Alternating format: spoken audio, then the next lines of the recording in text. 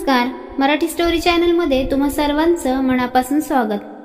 आजच्या कथेचं नाव आहे शिकवण। तू जशी आहे तशी निघून ये। डॉक्टरांनी आईला दवाखान्यात भरती व्हायला सांगितले, पण ती आमचं कोणाचंच ऐकत नाहीये। कदाचित तुझं ऐकेल। दादाचा हा निरोप वाचून ऋतू एक क्षण गोंधळून गेली। आई आणि असहकार हे समीकरणच तिला पटत नव्हते।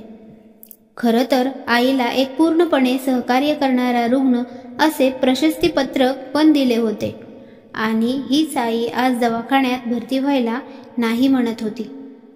ऋतूला काही सुचेनासच झालं होतं। तशी आईच्या तब्येतीची आणि तिच्या नवीनच उद्भवलेल्या आजाराची थोडीफार कल्पना सगळ्यांना होती। गेले 30 वर्षापासून मित्र असलेला बीपी आता हळूहळू आपले हातपाय पसरू लागला होता। त्याने एकदम थेट आईच्या हृदयातच हात घातला आणि त्याचा आकारच मोठा केला। आई गमतीत म्हणायची पण, हम तो अब बडे दिलवाले हो गए। आईच्या विशाल मनाचा मोह त्यालाही पडला होता।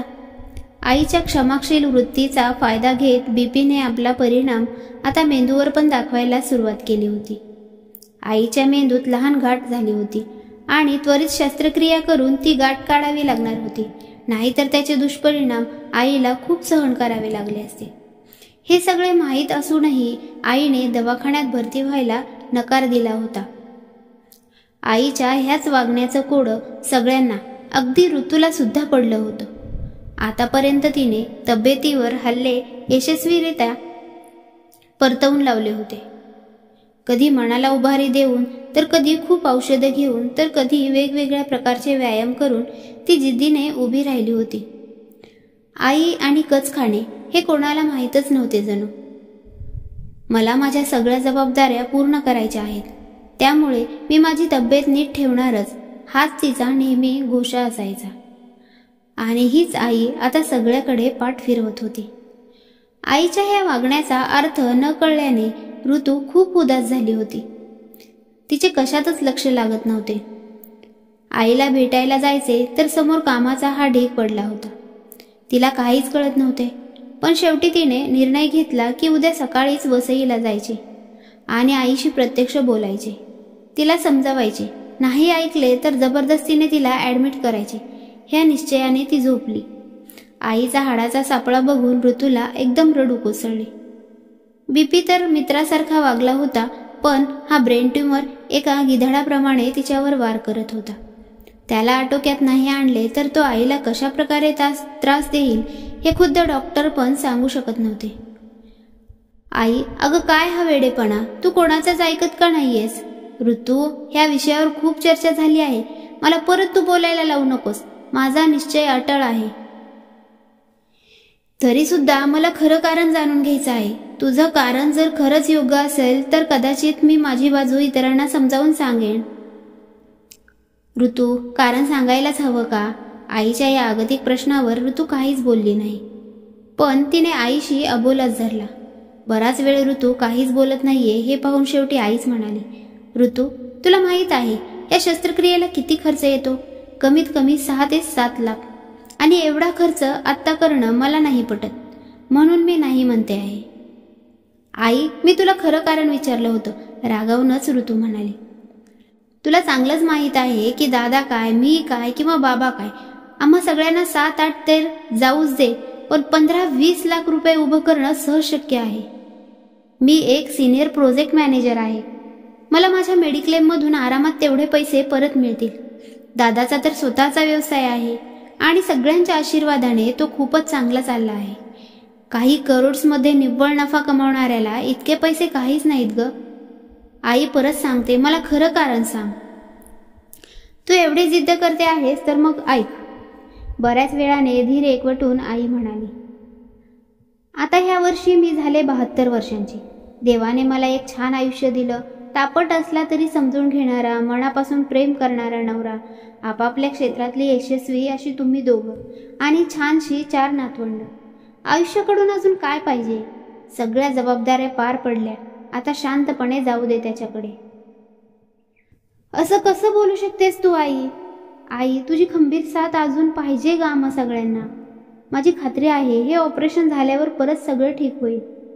तू असा विचार नको ना करू, अगतिकपणे ऋतू म्हणाली. बेटा, मला अगदी मान्य की मी नवऱ्याला तर साथ दिलीच, पण तुम्ही दोघेही जेव्हा आपापल्या संसारात आणि व्यावसायिक क्षेत्रात स्वतःला सिद्ध करत होता त्यावेळी पण तुम्हाला वेळोवेळी साथ दिली. सुनेला पण तिचं शिक्षण पूर्ण करायला पूर्ण सहकार्य केलं. पण त्यावेळची गोष्ट वेगळी होती आणि आत्ताची पूर्ण वेगळी आहे. तुम्हा दोघांचे आपापल्या संसारात व्यावसायिक क्षेत्रात खंबीरपणे पाय रोवून उभे राहणे हे मी एक प्रकारे माझी जबाबदारी मानली आणि त्यात मी बऱ्यापैकी यशस्वी पण झाले. आता हीच भूमिका तुम्हाला तुमच्या मुलांना मोठं करताना वठवायची आहे आणि तुम्ही दोघेही त्यात यशस्वी व्हालच. पण हे शिवधनुष्य पेलताना कधी मवाळ तर कधी ताठर तर कधी एकदम आक्रमक भूमिका घ्यावी लागेल. कधी कधी तणावाचे प्रसंग पण येतील. हे सगळे मला अलिप्त राहून पण बघतानाही येणार आणि सहन पण होणार नाही. त्यापेक्षा आता एक सुखी समाधानी चित्र साठवून तृप्त मनाने निरोप घेऊ देत. बराच वेळ झाला पण ऋतू काहीच बोलत नाहीये हे पाहून आईच पुढे म्हणाली, मला माहीत आहे ह्याचा स्वीकार करणं खूप कठीण आहे. अगं, मी तुमच्या मनात कायम असेन. तुमच्या संस्कारातून तुमच्या वागणुकीतून कायम माझेच प्रतिबिंब दिसेल. शेवटी आज नाही तर उद्या जायचेच आहे, तर आज हे सुखी समाधानी चित्र का नको घेऊन जाऊ.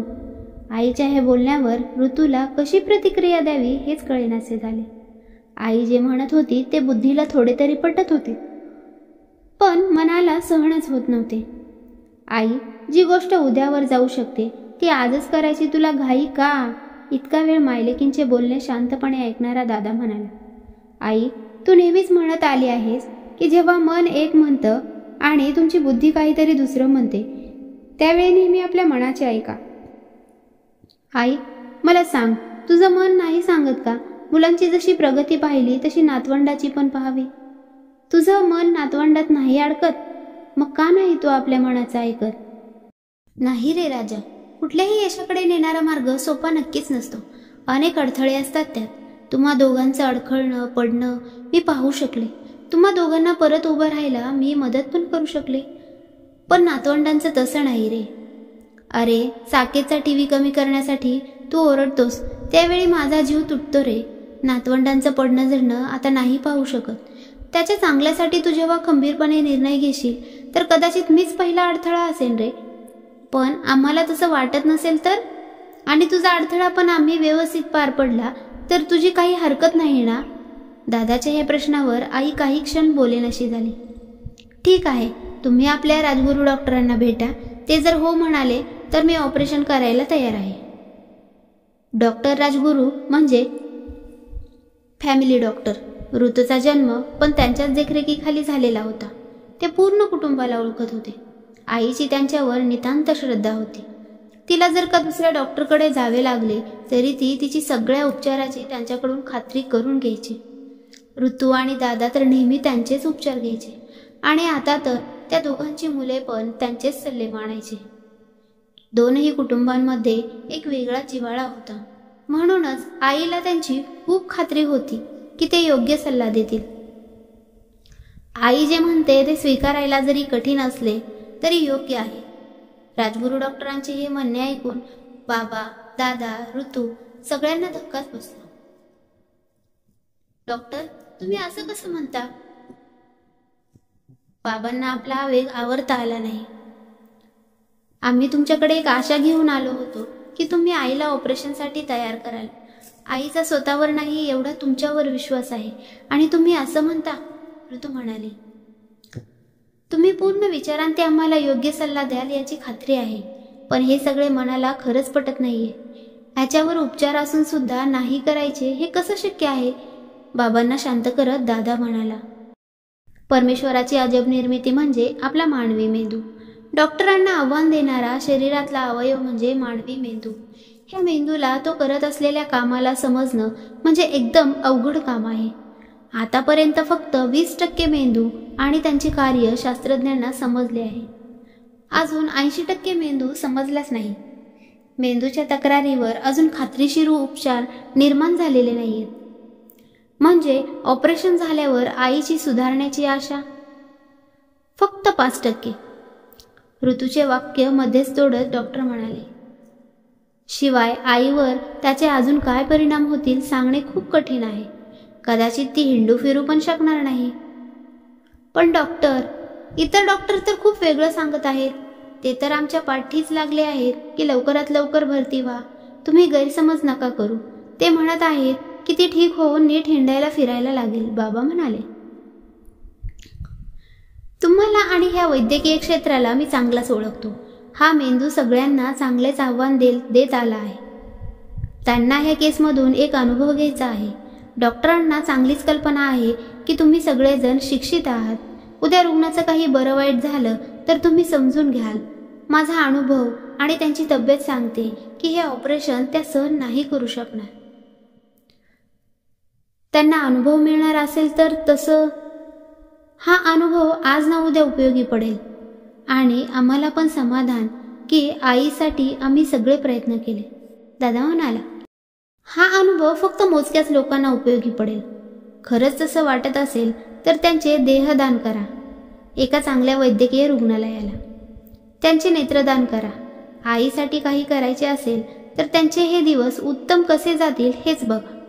त्यांना आता एकाच गोष्ट देऊ शकता तुम्ही, ती म्हणजे तुमचा वेळ.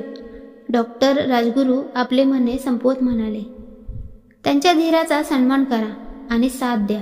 ह्या नीट होण्याच्या जंजाळात अडकू नका. सगळ्यांच्या मताला न जुमानता दादाने तिला भरती केलेच, पण बीपी आटोक्यात न आल्याने तिला परत घरी आणावे लागले. स्वीकारायला कठीण असला तरी आईचा हा निर्णय नेहमीप्रमाणेच योग्य ठरला. हळूहळू तिची तब्येत ढासळत होती. तिचे हे हाल तिच्या मित्राला पण बघवले नाही आणि त्यानेच तिच्या ह्या सगळ्यातून सुटका केली. बीपी अचानक खूप वाढल्याने ब्रेन इंजुरी होऊन तिची प्राणज्योत मालवली. गरज असेल तेव्हा पूर्ण शक्तीनिशी लढायचं असतं, धावायचं असतं आणि योग्य वेळी थांबायचं असतं.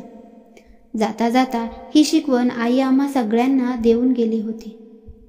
मित्रांनो, तुम्हाला ही स्टोरी कशी वाटली कमेंटमध्ये नक्की सांगा आणि व्हिडिओ आवडल्यास व्हिडिओला लाईक आणि चॅनलला सबस्क्राईब नक्की करा. धन्यवाद.